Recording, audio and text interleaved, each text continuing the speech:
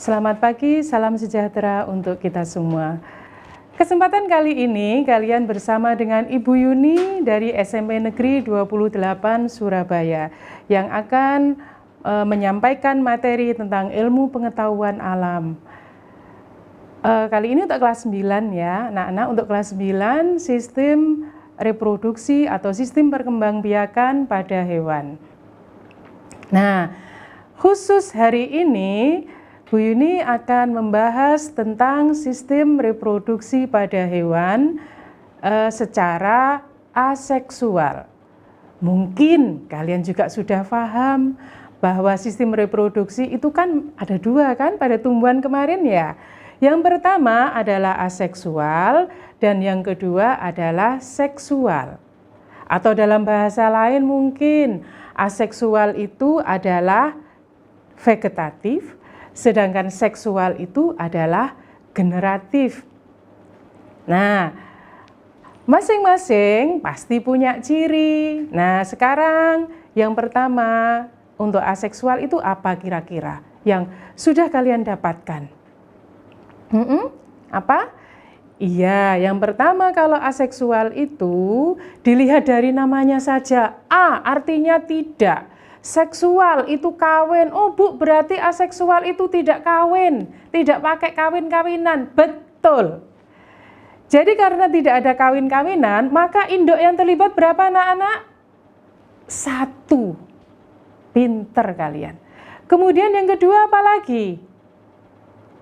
Tidak ada kawin berarti tidak ada fertilisasi. Ada yang ingat apa itu fertilisasi?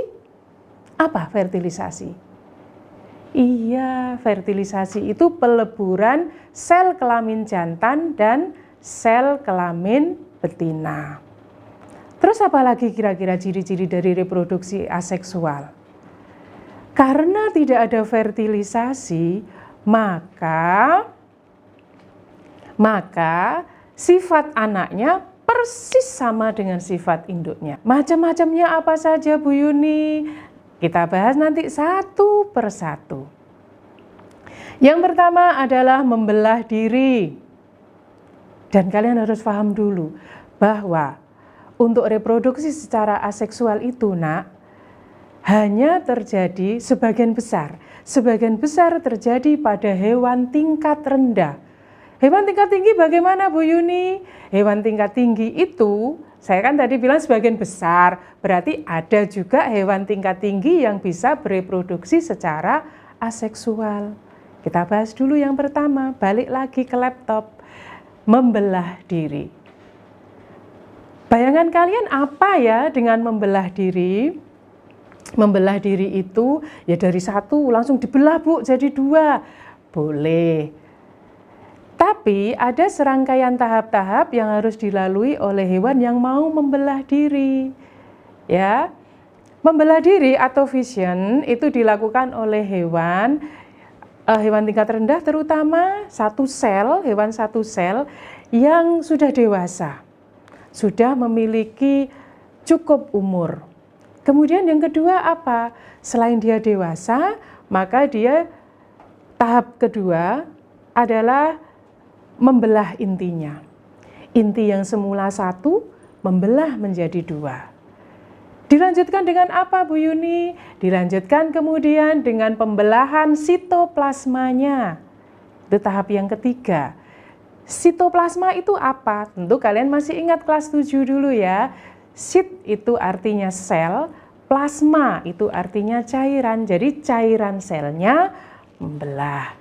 Setelah itu, setelah cairan selnya membelah, kemudian akan dilanjutkan dengan tahap yang keempat. Nah, sel-selnya ini benar-benar sudah berpisah, tapi masih gabung jadi satu dulu. Artinya sudah ada terlihat perpisahan itu ya. Baru tahap berikutnya, hewan tersebut sudah benar-benar terpisah menjadi 2 bagian yang sama persis. Itu adalah membelah diri. Jadi dari 1 membelah menjadi 2 yang sama persis, membelah diri atau fission tadi ya. Jadi dari satu hewan kemudian membelah menjadi dua yang sama persis. Itu adalah membelah diri. Yang kedua, kalian bisa lihat di layar anak-anak. Yang kedua adalah cara reproduksi dengan tunas. Bisa kalian baca di situ ya. Tunas itu adalah cara berkembang biak hewan melalui pemisahan individu baru dari tubuh induk. Individu ini terbentuk dari tonjolan pada bagian tubuh induk. Nah, kemudian dia bisa melepaskan diri dari induknya. Kalau kalian sulit membayangkan tentang tunas, maka kalian bisa membayangkan tunas-tunas yang ada pada tumbuhan tingkat tinggi yang ada di sekitar kalian. Ya, jadi tumbuhan itu akan muncul biasanya kecil dulu. Sama pada hewan tingkat rendah ini pun sama. Bisa kalian lihat pada gambar yang merah-merah yang bergerak itu ya anak-anak. Maka di situ pertama muncul tonjolan, kemudian akan semakin besar. Pada saat dia masih kecil, dia belum bisa melepaskan diri. Kenapa? Karena dia belum bisa memenuhi segala kebutuhan hidupnya. Masih disuplai oleh induknya terlebih dahulu. Baru kemudian, kalau dia merasa sudah siap untuk lepas dari induk, dia akan melepaskan diri. Seperti yang tampak pada gambar yang merah itu ya. Itu gambar apa itu? Gambar apa? Ada yang tahu? Itu hewan apa ya? Nah, sekarang saya kasih tahu. Itu adalah hidra. Hidra itu sebagai contoh dari hewan yang berkembang biak menggunakan tunas. Bentuk hidra seperti itu ya. Selain itu apalagi? Kalian bisa baca, ada porifera bisa, terumbu karang, obelia, ubur-ubur, juga ada anemon laut. Ada yang ditanyakan? Sudah paham semuanya? Nah, kalau sudah paham, kita lanjut dengan berikutnya. Yang ketiga adalah fragmentasi. Paham arti kata fragmentasi? Asal katanya adalah fragmen. Apa itu fragmen? Fragmen itu adalah potongan-potongan tubuh.